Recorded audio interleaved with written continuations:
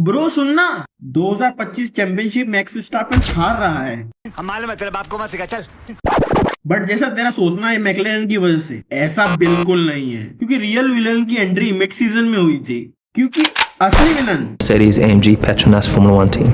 जिसे प्रूव करने के लिए इस सीजन की 5 रेसेस पे फोकस करेंगे। Means China, Miami, Spain, Austria and Brazil GP. कोई नॉर्मल F1 फैन होगा तो वो यही सोचेगा कि मैकलेरन ने 5 रेस जीती है। पर तू इस वीडियो को ध्यान से देख और तुझे मर्सिडीज का खेला समझ में आएगा, जिनका रिजल्ट मैक्स 3rd पोजीशन पे है।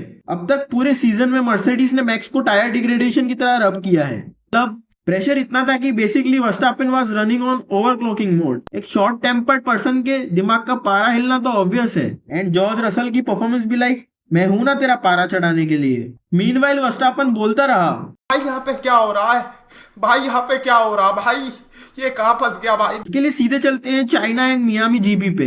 मैं रसल P3 पे एंड मैक्स P4 पे।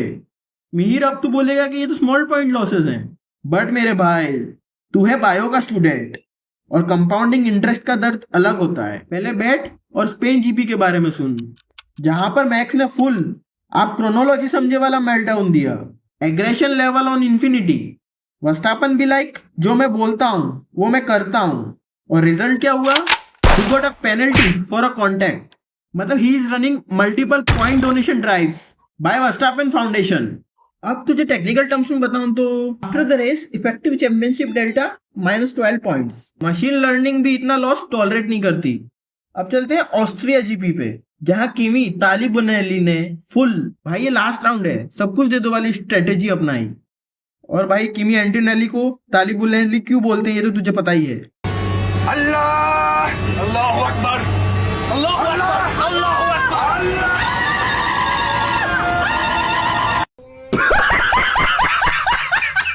और जैसा उसका नाम रखा गया है वैसा करते हुए उसने मैक्स वर्स्टैपन को चंद्रयान 3 की ट्रेजेक्ट्री पे छोड़ दिया।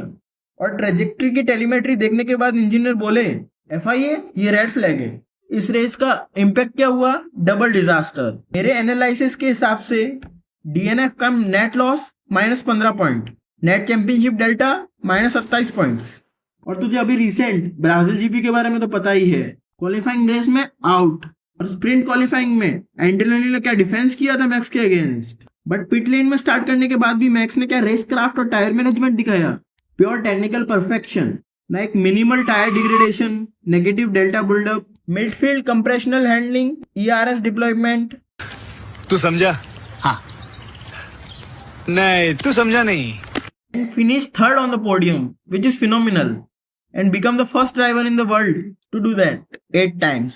But then Antonelli enter with full बचपन से ही प्रोफेशनल एनर्जी। मतलब एक 17 साल के रूकी की तालीम को देखकर एस्टन मार्टिन और अलोंसो बोले, एक्सपीरियंस रिक्वायर्ड किस काम का? मतलब डायरेक्टली और इनडायरेक्टली किमी एंटोनेली की वजह से -27 पॉइंट का डेल्टा। और सीजन की स्टार्टिंग में चाइना एंड मियामी जीपी में रसल के ग्रेट डिफेंस के बाद -18 पॉइंट्स का delta. On totalling we get net championship delta of -45 points. और अगर तू पूरे सीजन का डाटा कंपाइल करे तो ये सब मर्सिडीज के इंटरफेरेंस की वजह से हुआ है। This collisions, penalties, chaos was all caused by Mercedes और टोटो वुल्फ की इस सीजन की तालिबानी तालीम। अब तू -45 पॉइंट्स का डेल्टा मैक्स के करंट स्कोर में ऐड कर दे तो तू पाएगा कि वो सिर्फ लैंडो नॉरिस से 4 पॉइंट्स बिहाइंड था। मतलब इस सीजन की 3 रेसेस और बाकी हैं और मैक्स बस 4 पॉइंट्स बिहाइंड है वर्ल्ड लीडर से। और उसे अभी नया इंजन यूनिट मिला है, तो तू सोच ले आगे क्या हो सकता है।